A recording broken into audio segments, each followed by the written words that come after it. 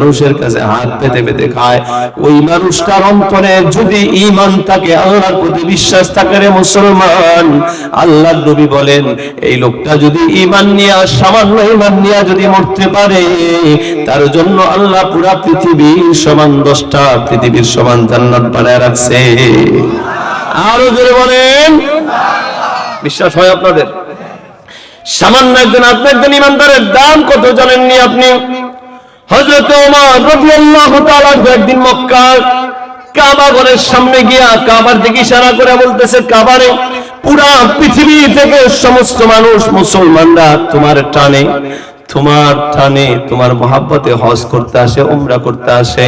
ওরে কাবারে তুমি শুনে নাও, তুমি কাবার চাইতেও আল্লাহর কাছে আদনা সামান্য একজন ইমানদারের দাম বেশি। একজনের পুরা পৃথিবীর সব আছে, ঈমান নাই, আরেকজনের কিচ্ছু নাই, ঈমান আছে। আল্লাহর কাছে কার দাম বেশি? শুধু বেশি না, তার দামই আল্লাহর কাছে। এই জন্য লা ইলাহা ইল্লাল্লাহর মর্যাদা বুঝে আসছে তো ভাই। ঈমান নিয়ে মরতে হলে লা ইলাহা ইল্লাল্লাহর জিকির বেশি বেশি করা চাই, এই জবানটাকে সব সময় তাজা রাখা চাই। কিসের জিকির দিয়া? যারা বলেন কিসের জিকির দিয়া?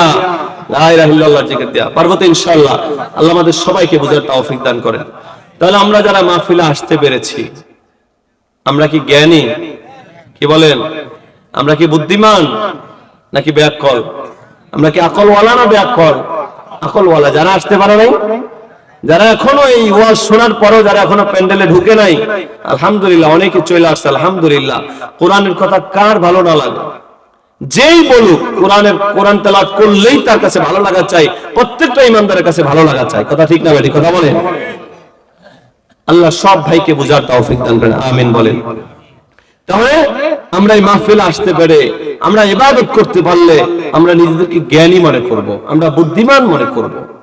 এবং আল্লাহ তাআলা বলেছেন ওয়ায়াতাফাক্কারুনা ফি খালকিস সামাওয়াতি ওয়াল আরদ, আল্লাহ তাআলার সৃষ্টি নিয়ে আমরা চিন্তা করব, গবেষণা করব। যে আল্লাহ এত বিশাল আসমান খুঁটিবিহীন বানায় রাখছে, এই আল্লাহ কত বড়, এই আল্লাহ কত মহান। যে আল্লাহ আমাকে কোটি কোটি টাকার নিয়ামত আমাকে দিয়ে রাখছে, যেই মানুষটার চোখ নষ্ট হয়ে যায় কোনো অ্যাক্সিডেন্টের কারণে, সে কোটি টাকা দেয়া হলেও দুটা ভালো চোখ চায়। কথা ঠিক না বেঠিক? কথা বলেন, আওয়াজ দিয়ে বলেন। আমার ভাইরা, যে মানুষটার হাত ভেঙে যায়, লক্ষ টাকা লাগলেও, লক্ষ টাকা খরচ করতে হলেও সে তার হাতটাকে ভালো করার ফিকির করে।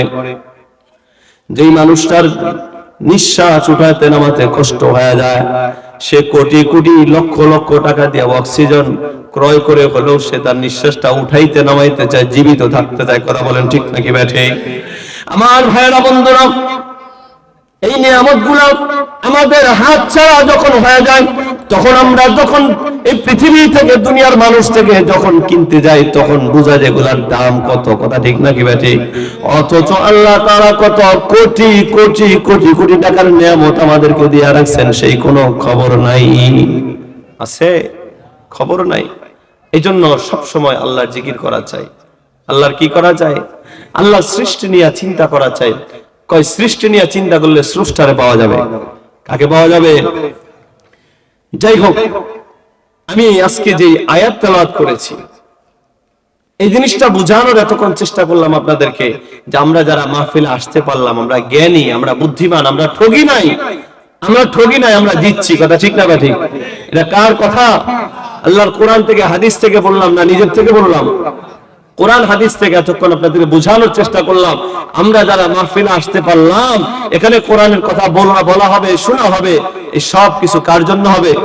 আল্লাহর জন্য হবে। আর আমরা জ্ঞানী হতে পারলাম, জ্ঞানীর খাতায় আমাদের নামটা উঠলো। মরণের পরেও যাতে জ্ঞানী হিসাবে ডাক দিলে আমরা যেন সেই দলে শামিল থাকতে পারি। জোরে বলেন আল্লাহুম্মা আমিন।